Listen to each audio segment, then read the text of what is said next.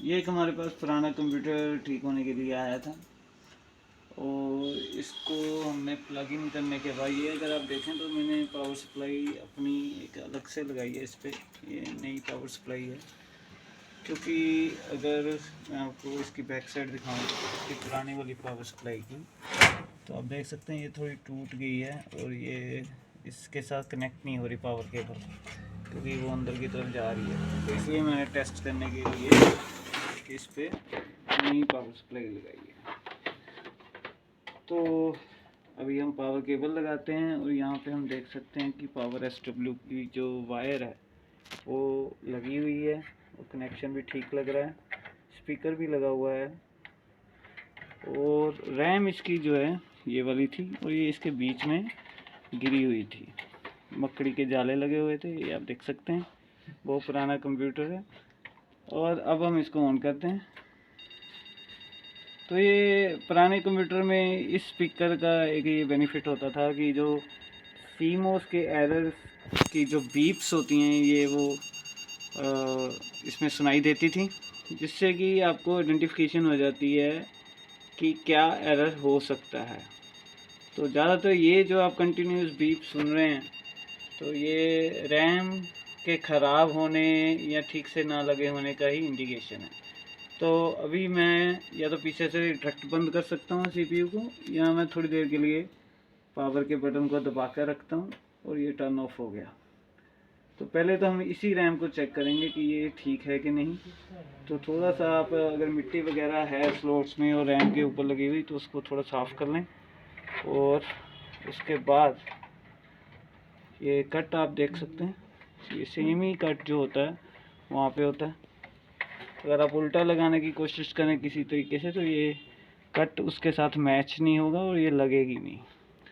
तो मैं इसको फर्स्ट स्लॉट में ही लगाता हूँ पहले।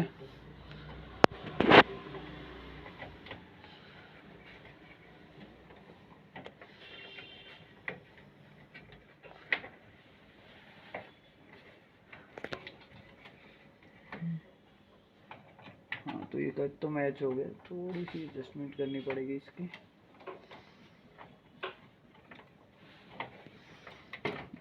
ये थोड़ा सा करंट भी मार रहा है CPU।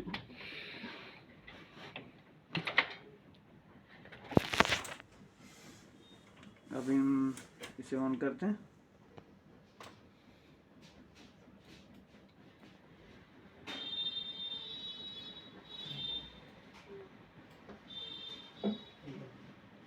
तो नहीं, डिस्प्ले नहीं आ रहा है। एक ट्राई हम और करते हैं, इसको दूसरी स्लॉट में लगा कर देखते हैं। नहीं तो फिर हम इस पर अलग से दूसरी रैम नई रैम लगा कर देखेंगे। पहले हम इस रैम को कंफर्म कर लें कि ये चल रही है कि नहीं, या कोई और दिक्कत है CPU में।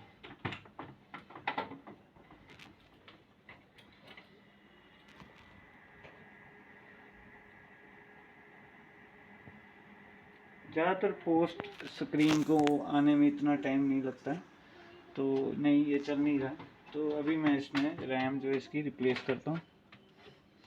और अगर ये हम देखें तो ये 1GB DDR2 रैम है। तो मेरे पास एक और रैम है, ये 2GB की है, ये DDR2 ही है। और हम अब इससे ट्राई करते हैं कि ये चलता है कि नहीं।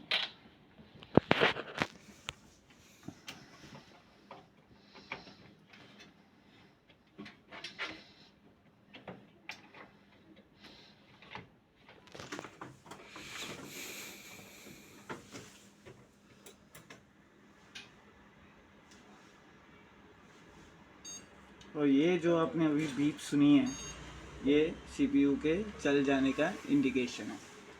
तो आप देख सकते हैं उसके बाद ये एक और एरर आ रहा है, CMOS setting ROM CMOS date time not set.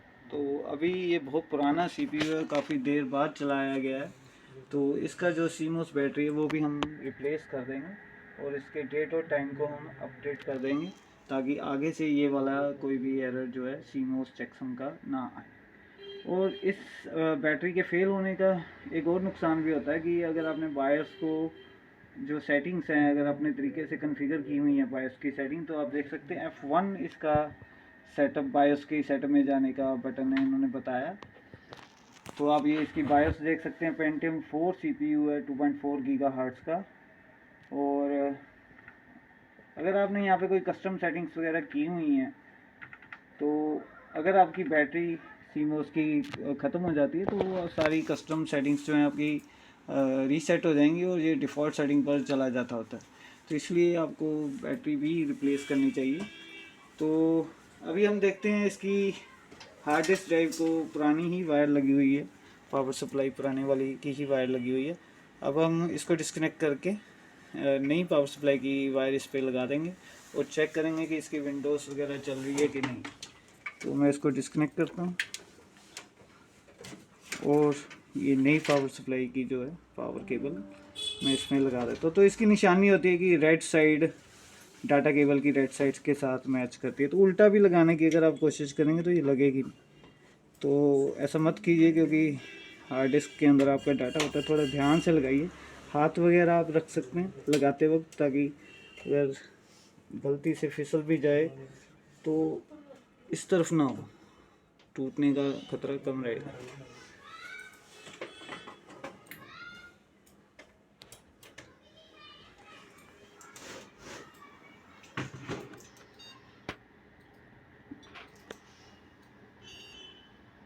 तो अभी मैं डिफ़ॉल्ट सेटिंग के साथ ही कंटिन्यू कर लेता हूँ क्योंकि अभी हमने सेल नहीं बदला है।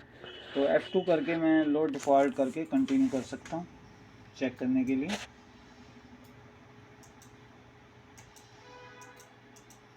और ये विंडोज़ 7 लग रही है इसमें, विंडोज़ XP सॉरी।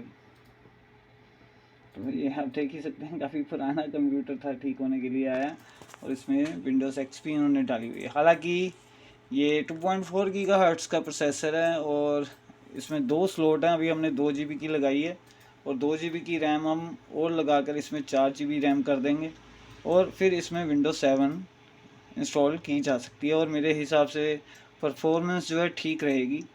वरना अगर आप XP इसमें आप चलाना चाहें आज की डेट में और अगर आप इस पर इंटरनेट भी सर्फ करना चाहते हैं और लेटेस्ट सॉफ्टवेयर वगैरह चलाना चाहते हैं तो वो मेरे ख्याल से पॉसिबल नहीं होगा क्योंकि ये आउटडेटेड हो चुकी हुई है और इंटरनेट चलाने में आपको बहुत दिक्कत आएगी। इवन कि अगर आप गूगल क्रोम डालने की कोशिश भी करेंगे इसमें लेटेस्ट वर्जन तो वो कह देगा कि ये विंडो XP को लेटेस्ट वर्जन उसका सपोर्ट नहीं करता। तो अगर इसको यूज़ेबल बनाना है हमने, अगर मान लीजिए पेंटियम 4 आपके पास पुराना कंप्यूटर है चलती कंडीशन में और आप इसको इस्तेमाल करना चाहते हैं ऑफिस के काम वगैरह के लिए, तो अगर 1.8 2.4 3 गीगाहर्ट्ज़ के प्रोसेसर आपको पेंटियम 4 में अगर कोई पुराना कंप्यूटर मिल रहा है चलती कंडीशन में और अगर उसमें रैम कम है तो मैं आपको सजेस्ट करूँगा कि अगर 4 GB रैम वो मदरबोर्ड उसका सपोर्ट करता है तो आप लगाकर उसमें विंडोज 7 डालकर तकरीबन अपने सारे काम जो हैं कर सकते हैं। वर्ड एक्सेल वगैरह भी उसमें आराम से चल जाएगा, माइक्रोसॉफ्ट ऑफिस। तो अभी हम इसमें यही करेंगे, इसमें 2 GB रैम और लगाएंगे और इसमें विंडोज 7 का सेटअप करेंगे। तो अभी मैं इसको शट डाउन कर देता हूँ। और एक बात मैं और भी बताना चाहूँगा कि आप जैसे देख सकते हैं ये TVS का कीबोर्ड इस पर मैंने लगाया हुआ है। तो ये कीबोर्ड भी काफ़ी पुराना है। तो ये मैकेनिकल कीबोर्ड होता है। मैं आपको ये दिखाना चाहता था कि ये कीबोर्ड जो मैंने इस पर लगाया है ये USB कनेक्टर हमने लगाया हुआ है PS2 का। ये जो पुराने माउस या कीबोर्ड आते थे तो उनका ये PS2 कनेक्टर होता था। ये मैं आपको दिखा दूँ, ये मजेंटा कलर जो है ये कीबोर्ड के लिए होता है। ये PS2 माउस आती थी तो वो ग्रीन वाले पे लगती थी, तो ये USB में उनको कन्वर्ट कर देता था।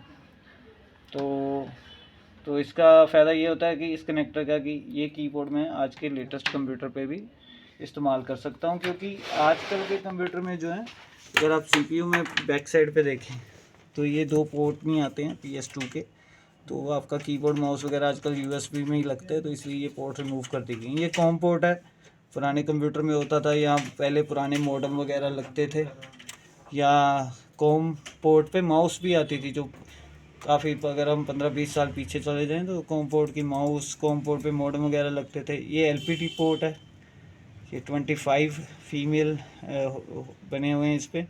तो इस पर प्रिंटर वगैरह लगता था, स्कैनर या प्रिंटर, और 2 USB पोर्ट हैं, एक VGA पोर्ट है, और ये ग्रीन वाला स्पीकर के लिए, ये माइक के लिए, और ये लाइन इन का होता है, और ये पावर केबल होगी। और एडिशनल एड इन कार्ड लगाने के लिए इसमें 2 PCI स्लॉट्स हैं, और ये एक इसके अंदर AGP स्लॉट है। ये पीछे एक्सप्रेस तो नहीं लग रही मुझे, AGP लग रही कि एक्सप्रेस है, PCI एक्सप्रेस है, सॉरी ये लिखा हुआ है इस पर। हाँ, AGP का सॉरी कट जो है इस तरफ होता है। ये जो स्मॉल कट है ब्राउन कलर की होती है ज़्यादातर, या ब्लैक या ब्राउन कलर की होती है, एक्सीलेटेड ग्राफिक पोर्ट उसकी फुल फॉर्म।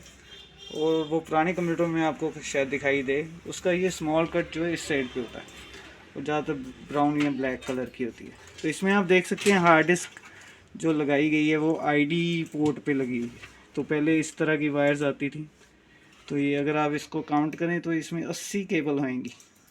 एक 40 वाली भी आती थी, लगती वो यहीं पे थी, बस उसमें वायर 40 होती है। इसकी थोड़ी परफॉर्मेंस अच्छी हो जाती थी, इससे डाटा ट्रांसफ़र रेट थोड़ा अच्छा रहता था, इसलिए बाद में ये वाली वायर आई। फिर ये टेक्नोलॉजी चेंज हो गई और फिर SATA के पोर्ट आ गए, जैसे कि इसमें 2 हैं अभी। तो आप चाहें तो इसमें थोड़ी सी परफॉर्मेंस इम्प्रूव करने के लिए अगर आप पैसे खर्चना चाहते हैं तो SSD तो नहीं इस पर चला पाएंगे, क्योंकि इसकी बायोस जो है वो सपोर्ट नहीं करती होगी, तो वो कोई फ़ायदा भी नहीं होगा, क्योंकि ऑपरेटिंग सिस्टम भी हमने Windows 7 ही डालना है इसमें, तो वो Windows 10 या Windows 11 के लिए ज़्यादा यूज़फुल होता है। आप इसमें SATA हार्ड ड्राइव लगाकर परफॉर्मेंस, उसका डाटा ट्रांसफ़र रेट थोड़ा फास्ट होता है, तो वो इससे ज़्यादा बेटर काम करेगी अगर आप करना चाहें तो। अगर आप सस्ते में निपटाना चाहते हैं तो मैं आपको बस इतना ही सजेस्ट करूँगा कि रैम के अलावा किसी और चीज़ पे पैसे मत खर्चिए। 4 GB तक रैम लगा लीजिए और Windows 7 डालकर आप इस PC को अपने ऑफिस के काम के लिए इस्तेमाल कर सकते हैं। बस, धन्यवाद, बहुत बहुत धन्यवाद।